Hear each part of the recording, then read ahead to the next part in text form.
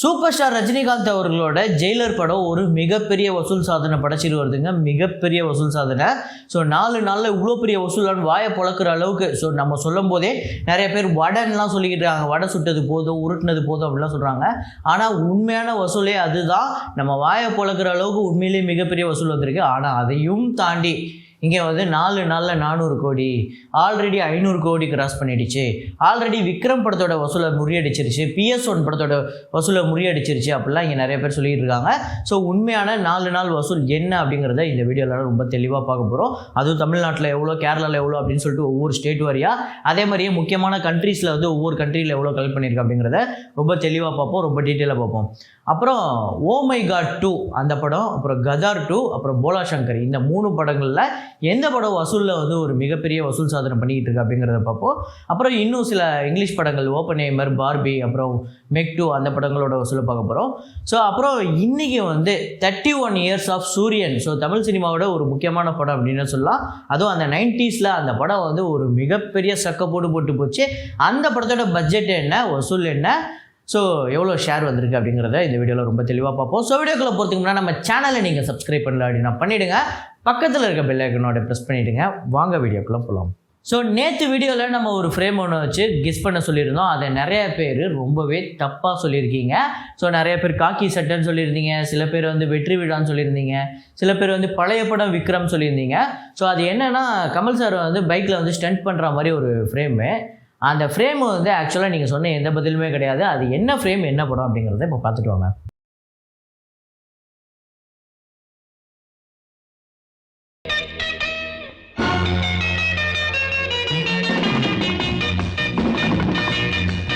So ஆமாங்க, ஏக் Tujhe கேலியே. So ஒரு தமிழ் நடிகர் இந்தியில் போய் ஒரு மிகப்பெரிய சம்பவம் பண்ண படம் தான் ஏக் துஜே கேலியே.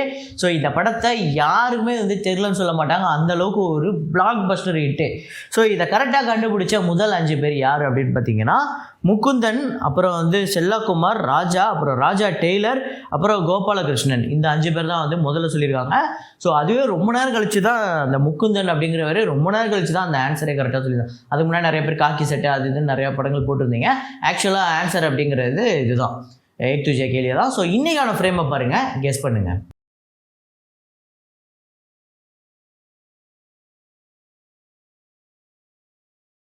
ஸோ வசூல்களை போகிறதுக்கு முன்னாடி இந்த வீடியோக்கு ஒரு லைக்கு, நம்ம சேனலுக்கு ஒரு சப்ஸ்கிரைபு. ஸோ இப்போ வந்து மெக் 2 அந்த படத்தோட வசூலை பார்த்துருவோம். டேட் 10 இந்தியாவில் வந்து 45 லட்சம், வேர்ல்டு வைடு வந்து $56 மில்லியன் நேற்று ஞாயிற்றுக்கிழமை வந்து வசூல் பண்ணியிருக்கு, 462 கோடி. ஸோ ஒரு 100 மில்லியன் கலெக்ட் பண்ணியே ஆகணும் அப்படிங்கிற மாதிரி ஒரு சூழ்நிலையில் தான் இந்த படம் இருந்தது. ஸோ இருந்தாலும் வரப்போகிற நாட்களில் பார்ப்போம் இந்த படம் ஒரு பெரிய கலெக்ஷன் எடுக்குதா இல்லையா அப்படிங்கிறத.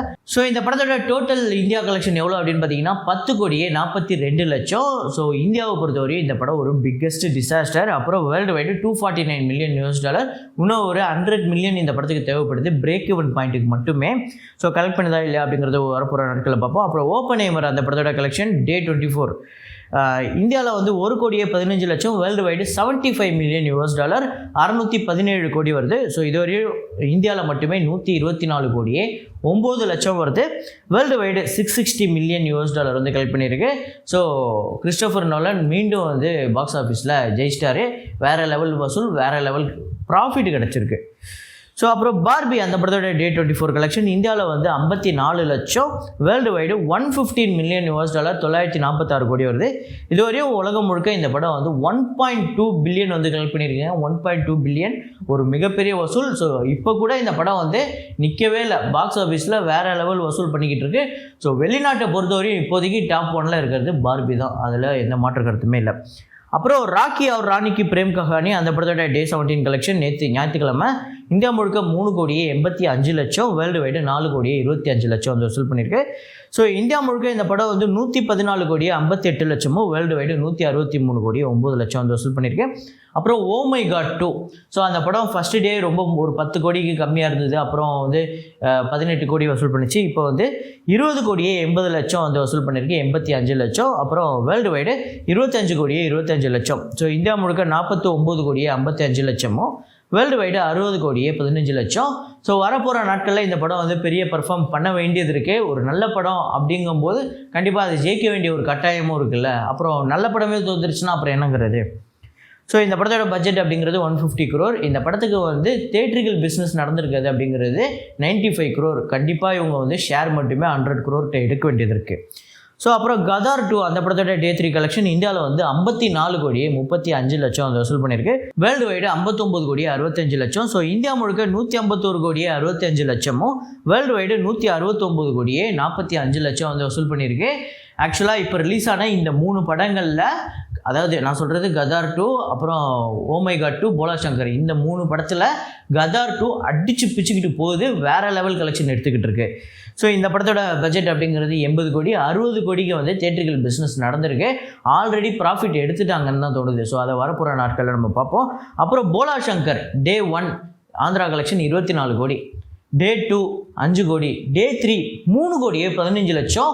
ஒரு பிக்கஸ்ட் டிசாஸ்டர், அதாவது எப்படி சொல்லுவாங்க, பாக்ஸ் ஆஃபீஸ் பாம் அப்படின்னே சொல்லலாம் இந்த படத்துக்கு. ஸோ இது வரையும் டோட்டலாக ஆந்திரா தெலுங்கானால 33 கோடியே 45 லட்சமும், வேர்ல்டு வைடு 39 கோடியே 75 லட்சம் வந்து வசூல் பண்ணியிருக்கு.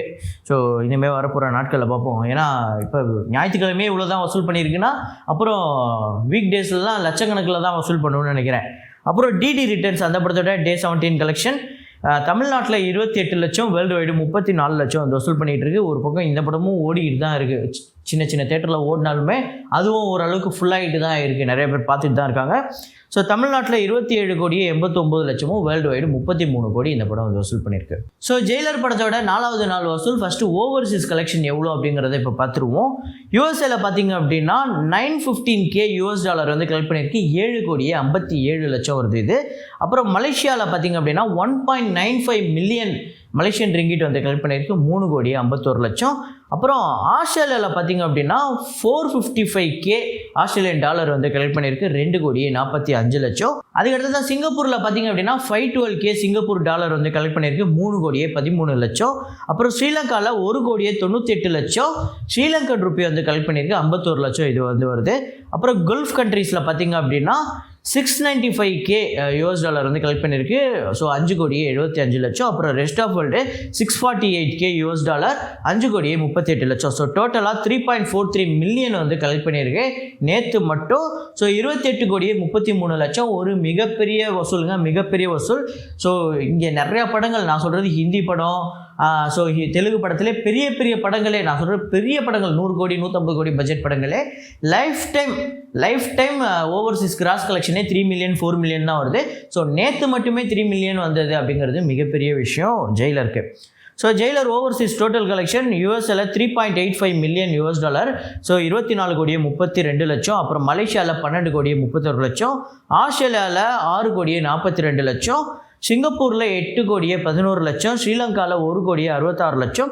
கல்ஃப் கண்ட்ரீஸில் பார்த்தீங்க அப்படின்னா 20 கோடியே 45 லட்சம். ஸோ ரெஸ்ட் ஆஃப் வேர்ல்டில் பார்த்தீங்க அப்படின்னா 24 கோடியே 20 லட்சம் வந்து வசூல் பண்ணியிருக்கு. ஸோ டோட்டலாக $12.71 மில்லியன் வந்து கலெக்ட் பண்ணியிருக்கு. இது 105 கோடியே 9 லட்சம். வெறும் 100 கோடிக்கு மேலே எங்கே ஓவர்சீஸில் மட்டுமே கலெக்ட் பண்ணியிருக்கு, மிகப்பெரிய வசூல். ஸோ ஜெயிலர் Day 4 கலெக்ஷன் தமிழ்நாட்டில் 21 கோடியே 45 லட்சம். ஆந்திரா தெலுங்கானாவில் 8 கோடியே 48 லட்சம். ஸோ ஆந்திரா தெலுங்கானாவில் ஒரு பக்கம் போலா சங்கர் பயங்கர டிசாஸ்டரு, ஜெயிலர் அடித்து தூக்கிட்டு போயிடுச்சு. அப்புறம் கர்நாடகாவில் 6 கோடியே 15 லட்சம். கேரளாவில் 5 கோடியே 25 லட்சம். ரெஸ்ட் ஆஃப் இந்தியாவில் 1 கோடியே 40 லட்சம். ஸோ ஓவர்சீஸில் 28 கோடியே 33 லட்சம். ஸோ வேர்ல்டு வைடு நேற்று மட்டுமே 71 கோடியே 6 லட்சம் வந்து வசூல் பண்ணியிருக்கு. ஒரு பிக்கஸ்ட்டு வசூல் அப்படின்னு தான் சொல்ல முடியும், பிக்கஸ்ட் கலெக்ஷன். ஸோ நேற்று அதுவும் 4வது நாள் ஞாயிற்றுக்கிழமை பெரிய வசூல். ஸோ இதுவரையும் டோட்டலாக எவ்வளோ கலெக்ஷன் பண்ணியிருக்கு அப்படின்னு பார்த்தீங்கன்னா தமிழ்நாட்டில் 80 கோடியே 60 லட்சம். அப்புறம் ஆந்திரா தெலுங்கானாவில் 35 கோடியே 3 லட்சம். கர்நாடகாவில் 27 கோடியே 9 லட்சம். கேரளாவில் 19 கோடியே 75 லட்சம். ஸோ ரெஸ்ட் ஆஃப் இந்தியாவில் 7 கோடியே 65 லட்சம். ஓவர்சீஸில் 105 கோடியே 9 லட்சம். வேர்ல்டு வைடு 275 கோடியே 21 லட்சம் வந்து வசூல் பண்ணியிருக்கு. ஒரு மிகப்பெரிய வசூல் 4 நாளில். ஸோ சவுத் இந்தியாவிலே இதுதான் 4 நாளில் ஒரு பிக்கஸ்ட்டு கலெக்ஷன் நினைக்கிறேன். ஸோ ஆதிபுருஷ் ஓப்பனிங் பெருசாக இருந்தது, அதுக்கப்புறம் அப்படியே கம்மியாச்சு. ஆனால் 4 நாள் வசூல் அப்படிங்கிறது ஜெயிலர் தான். அதுவும் 4 நாளுமே ஈக்குவலாக வந்து கலெக்ட் பண்ணிகிட்டு இருக்க ஒரு மிகப்பெரிய வசூல். ஸோ தமிழ்நாட்டிலையும் சரி, ஓவர்சீஸ்லேயும் சரி, முக்கியமாக யூஎஸில் இந்த படம் ஒரு மிகப்பெரிய கலெக்ஷன். ஸோ அப்புறம் விக்ரம் படத்தோட கலெக்ஷனை இந்த படம் வந்து பிரேக் பண்ணிடுச்சா அப்படின்னு கேட்டிங்கன்னா இதுவரையும் பிரேக் பண்ணல, ஆனால் பண்ணிடும். ஆனால் பண்ணாமலே நிறைய பேர் 4 நாளில் பண்ணிடுச்சு, 3 நாளில் பண்ணிடுச்சு. ஆல்ரெடி வாரிசு கலெக்ஷனை பிரேக் பண்ணட்டுமே, பண்ணதுக்கப்புறம் நம்ம சொல்ல போகிறோம். பண்ணதுக்கப்புறம் நானே டைட்டிலில் போடுறேன், விக்ரம் வசூலை முறியடித்த ஜெயிலர், இத்தனை நாளில் முறியடித்த ஜெயிலர் அப்படின்னு போடுவோம். வந்ததுக்கப்புறம் நம்ம போட போகிறோம். அதில் என்ன இருக்குது, காசா பணமா? ஏன்னா நான் நேற்று சொன்னது தான் இன்றைக்கும் சொல்கிறேன், மறுபடியும் சொல்கிறேன், ஒரு படத்தோட வசூலை எந்த படமும் முறியடிக்க முடியாதுன்னு எதுவுமே கிடையாது. இங்கே எல்லா வசூலையுமே ஒரு படம் முறியடிக்கும். ஒரு நடிகரோட வசூலை வந்து இன்னொரு நடிகர் முறியடிப்பார், அந்த நடிகரோட வசூலை இன்னொரு நடிகர் முறியடிப்பார். ஏன் இப்போ நம்ம பாக்ஸ் ஆஃபீஸ் கிங்குன்னு சொல்லக்கூடிய ஒரு 4-5 பேரை தாண்டி புதுசாக யாராவது ஃப்யூச்சரில் வந்து அது எல்லாத்தையுமே தூக்கி அடித்து சாப்பிட்டு போகிற நிலைமை கூட ஏற்படலாம். அப்படி இருந்தால் தானே அந்த இண்டஸ்ட்ரி நல்ல இண்டஸ்ட்ரி. எத்தனையோ வருஷத்துக்கு முன்னாடி எங்கள் தலைவர் எவ்வளோ பெரிய வசூல் பண்ணார் தெரியுமா? அதை யாராலையும் முறியடிக்க முடியுமா? முறியடிப்பாங்களா? முடியவே முடியாது. அப்படின்னா இண்டஸ்ட்ரி செத்து போச்சுன்னு அர்த்தம். ஸோ தயவு செஞ்சு புரிஞ்சுக்கோங்க. ஃபேன் ஃபைட்டு, ஜோக்ஸ் அப்பார்ட், இந்த வசூல் அப்படிங்கிறது ஒரு மிகப்பெரிய வசூல். ஸோ இந்த படம் விக்ரம் வசூலை முறியடிக்க போகுது அப்படிங்கிறதுல எந்த மாற்று கருத்துமே இல்லை. ஸோ இன்னொரு பக்கம் இந்த படம் வந்து யூஎஸ்லேயோ ஓவர்சீஸ்லேயோ ஒரு மிகப்பெரிய வசூல் எடுத்துக்கிட்டு இருக்கு. ஸோ இன்றைக்கி கலெக்ஷன் நாளைக்கு கலெக்ஷன் எந்த அளவுக்கு இருக்குது அப்படிங்கிறத நம்ம பார்ப்போம். ஸோ அதுக்கடுத்ததாக 31 இயர்ஸ் ஆஃப் சூரியன் அந்த படத்தோட வசூலை சொல்கிறேன் அப்படின்னு சொல்லியிருந்தேன் நம்ம சரத்குமார். ஸோ சரத்குமார் வந்து அந்த மொட்டையாக இருக்கிற அந்த போஸ்டர்லாம் நீங்கள் சின்ன வயசில் பார்த்துருப்பீங்க, அந்த காரை தூக்குறது. ஸோ படமே வந்து வேறு லெவல் ஹிட்டுங்க, வேறு லெவல் ஹிட்டு. கவுண்டமணி அவர்களோட காமெடி வேறு லெவலில் இருக்கும். இன்னி கூட நிறையா டெம்ப்ளேட்டுக்கு யூஸ் ஆகிற அவ்வளோ காமெடி இருக்கும், வேறு லெவலில் இருக்கும். இந்த படத்தில் எல்லாமே சூப்பராக இருக்கும். இந்த படம் ஒரு பிக்கஸ்ட் பிளாக் பஸ்டர், அந்த டைமில் எல்லாராலையும் பேசப்பட்ட ஒரு படம். ஸோ இந்த படத்தோட பட்ஜெட் பார்த்திங்க அப்படின்னா 80 லட்சம். ஸோ சென்னையில் மட்டுமே 40 லட்சம் இந்த படம் வந்து வசூல் பண்ணியிருக்கு. ஸோ டோட்டலாக வேர்ல்டு வைடு கலெக்ஷன் அப்படிங்கிறது 6,85,00,000. ஸோ ஷேர் பார்த்திங்க அப்படின்னா 3,70,00,000. ஸோ ஒரு பிக்கஸ்ட்டு ஹிட்டு இது. இந்த படம் உங்களுக்கு எத்தனை பேருக்கு ஃபேவரட் அப்படிங்கிறத சொல்லுங்கள். ஸோ இதே மாதிரி ஒரு வீடியோவில் இதே மாதிரி கலெக்ஷன் ரிப்போர்ட்டில் மீண்டும் நான் உங்களை சந்திக்கிறேன். Signing off.